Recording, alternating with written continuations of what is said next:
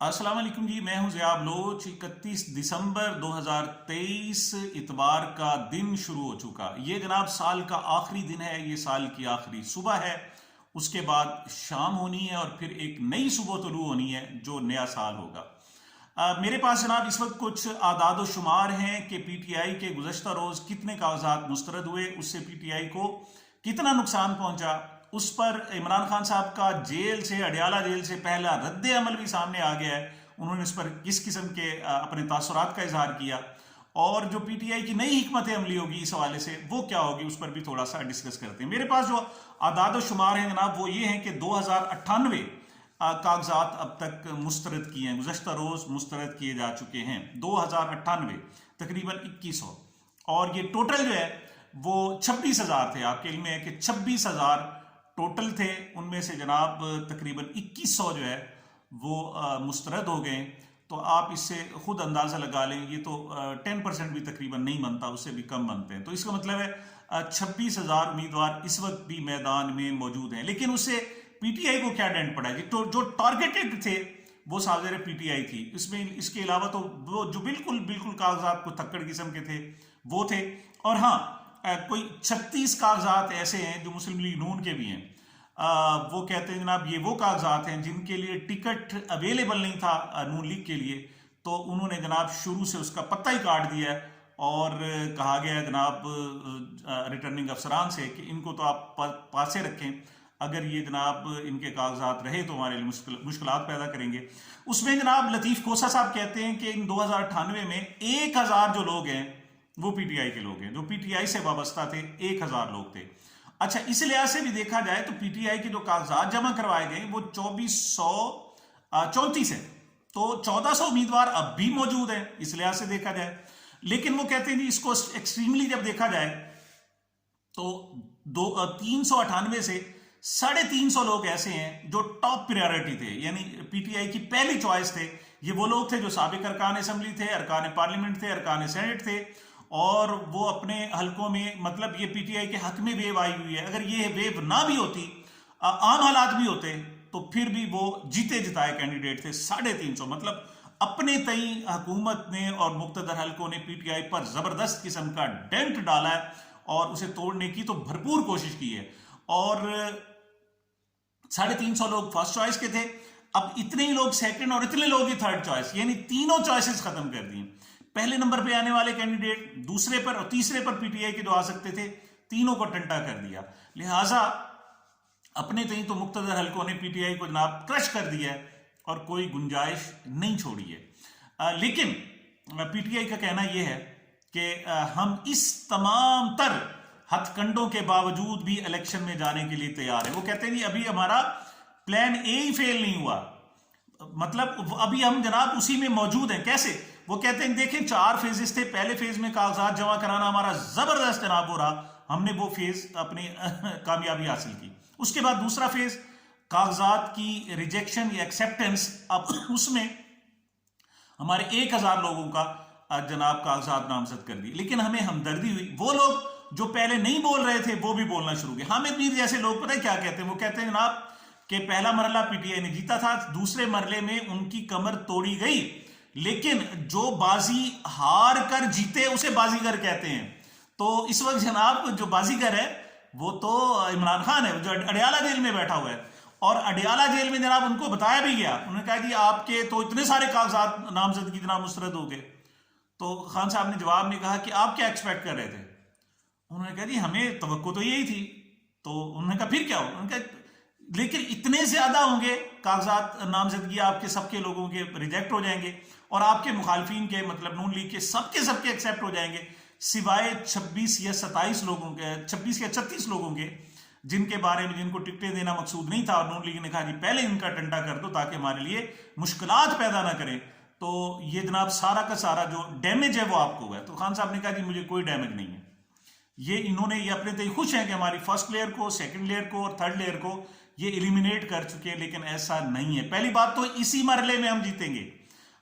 खान साहब ने जनाब अपने तमाम लोगों को पैगाम भेजा है कि बिल्कुल नहीं घबराना है, ये हमारा कोई इलेक्शन रिवायती नहीं, ये तो हमारी जंग है, हमारा जिहाद है।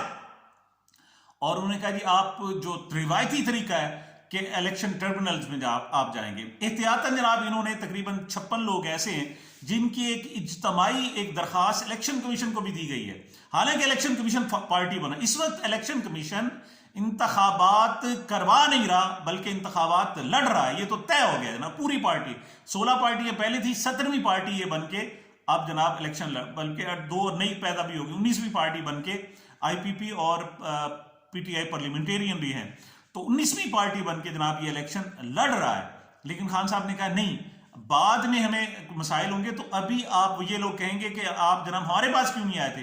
तो 56 लोगों की एक इज्तिमाई दरखास्त, उसके साथ सारे सबूत लगा दिए गए कि किस तरीके से जनाब RO ऑफिस में जो हमारे उनके तजवीज़ कुनिंदा और तायद कुनिंदा था उनको जाने से रोका गया, किस तरीके से पुलिस गर्दी हुई, किस तरह नामालूम अफराद उठाकर ले गया। जिसमें मैंने भी अभी जो आखिरी वीडियो की थी उसमें मैंने मुल्तान की सारी एक्सक्लूसिव फुटेजेस आपको दी थी और आपको दिखाई थी।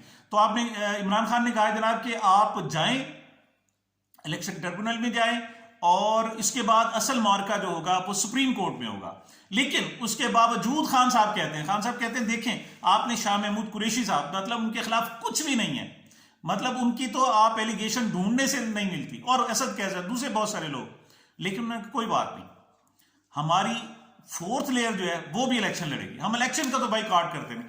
असल में ये सब कुछ जो हो रहा है इसलिए हो रहा है कि खान साहब किसी ना किसी तरीके से इलेक्शन का बाइकआउट कर ले, जबकि खान साहब अब से बड़े सियाने हो गए। क्यों? उनके साथ जो गेम चली गई है वो ये गेम है जनाब, जो 4 पॉइंट्स पर मैं आपको बता रहा हूं, ये गेम हुई।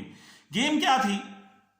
27 साल जिद्दोजहद है इमरान खान साहब की, उनमें से 20 साल तो वो बिल्कुल कोई काबिल जिक्र कारकर्दगी नहीं दिखा सके, लेकिन 7 साल से वो जनाब आखिरी जिसे कहते हैं हुकूमत के और हुक्मरानों के और रिवायती सियासतदानों के सीने पर मूंग दल रहे थे। यानी पीपल्स पार्टी से और मुस्लिम लीग नून से तो PTI हारने से रही थी। इन्होंने 9 मई की एक चाल चली और क्या किया कि जो मुकाबला था इमरान खान और रिवायती सियासतदानों के दरमियान, रिवायती सियासतदान दरमियान पतली गली से निकल गए और मुकाबला करवा दिया PTI और एस्टेब्लिशमेंट के दरमियान। एक बड़ी जबरदस्त चाल चली गई जो वाहिद लिथल जनाब जिसका इफेक्ट हुआ है PTI के लिए। और उसके बाद उनका ख्याल ये था कि ये तितर बितर हो जाएंगे, खत्म हो जाएंगे, लेकिन खान साहब ने ऐसी मज़ाहिमत दिखाई है कि उन्हें जनाब अब समझ नहीं आ रहा, मतलब ये 1-2 दिन से बढ़ती हुई अब 6 महीने, वैसे तो टोटल 2 साल तकरीबन होने वाले हैं, उसमें जा पहुंची है। अब खान साहब ने क्या किया जनाब, खान साहब की मज़ाहमत और जो बिल्कुल तारीखी मज़ाहमत है आज तक, वो कहते हैं कि पहले भी बड़ा, कोई बात की जाए ना वो कहते हैं पहले भी बड़ा जुल्म हुआ है जनाब, भुट्टो दौर में ये हुआ है जनाब, मुशर्रफ दौर में ये हुआ है, पीपल्स पार्टी के साथ ये हुआ था, नून लीग के साथ, हाँ जी हुआ था, लेकिन इतना नहीं हुआ था जितना अब हो रहा है, इतना कभी भी नहीं हुआ। तो ये तो रिकॉर्ड टूट गए ना, और इसी तरीके से जो मज़ाहिमत है उसके भी रिकॉर्ड टूट गए, अवामी हिमायत के भी रिकॉर्ड टूट गए।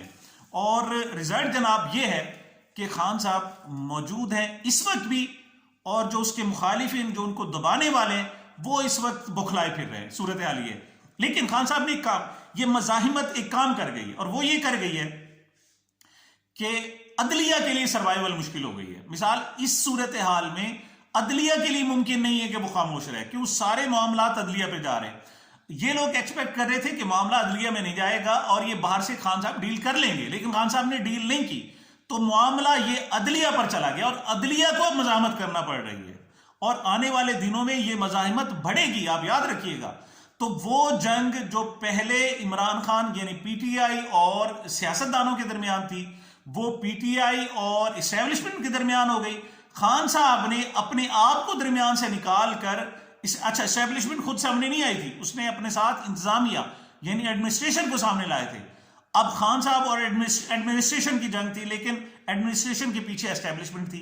खान साहब ने कमाल ये किया है जनाब इस मज़ाहिमत के नतीजे में कि अब एडमिनिस्ट्रेशन के सामने खान साहब नहीं है बल्कि अदलिया आकर खड़ी हो गई है, क्योंकि अदलिया की अपनी बका का सवाल पैदा हो गया, और ये खान साहब की इंतहाई बहुत बड़ी चाल है।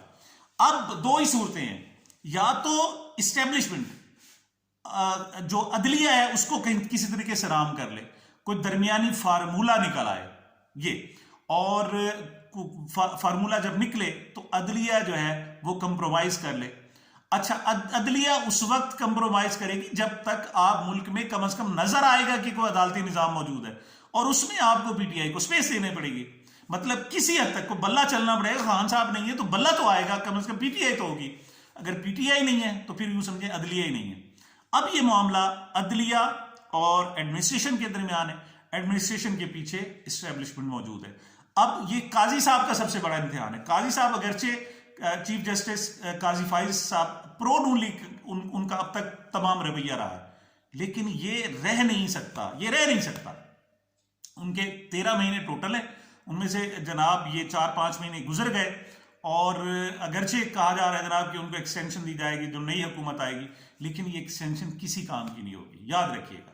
अब आलमी एस्टेब्लिशमेंट को भी पता चल गया कि यहाँ खेल क्या खेला जा रहा है, और अदलिया इस वक्त उसकी बका का मसला बना हुआ है। तो खान साहब जनाब तैयार हैं, और खान साहब ने जो पैगाम भेजा है उसमें कहा है जी कि ये मेरी फर्स्ट, सेकंड और थर्ड चॉइस को ये खत एलिमिनेट कर चुके हैं, लेकिन याद रखिएगा मेरी जो आखिरी चॉइस होगी, अवाम की जो पीटीआई की आखिरी चॉइस होगी, आखिरी कैंडिडेट होंगे, वो भी नून लीग को तांगा पार्टी बना देंगे। ये उनके अल्फाज थे जनाब। और खान साहब जो नून लीग है दूसरी तरफ, उसके लिए उसका सर्वाइवल का चांस नहीं है। इतने झगड़े हो गए। गुज़श्ता रोज रुहेल कैसर जो अयाज रुहेल जो अयाज सरदार अयाज खान के मुकाबले पे जनाब जो कैंडिडेट हैं वो जनाब खड़े हुए, और उन्हें मालूम था कि जो वोट जो टिकट मिल रहा है वो सरदार अयाज साहब को मिल रहा है, अयाज खान साहब जो साबिक स्पीकर भी हैं और एमएनए भी रहे हैं।